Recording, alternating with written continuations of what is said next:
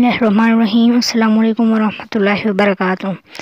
अॼु असीं 6वीं क्लास जे आसान उर्दू जो पहिरियों सबक़ पढ़ंदासीं ऐं उनजी सिंधी में तर्जुमो कंदासीं। जो चीज़ खुदा ने है बनाई उसमें ज़ाहिर है खुशनुमाई। यानी जेका भी शइ अल्लाह ताला ठाही आहे उनमें खूबसूरती ज़ाहिर आहे।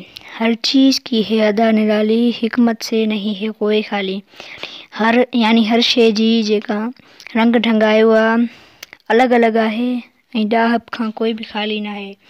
उसकी कुदरत से फूल में के, यानी उनजी कुदरत सां फूल में क्या, फूलों पे परिंदे आके चहके, यानी गुलनि ते जेके पखी आहिनि उहे अची यानी उन्हनि बोल बोलिया।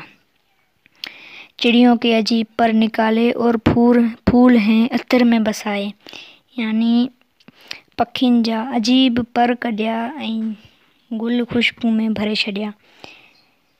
जाड़ा गर्मी बहार बरसात, हर रुत में नया समा नई बात, यानी सर्दी गर्मी बहार बरसात, हर मुंद में नओं वक्त नई ॻाल्हि।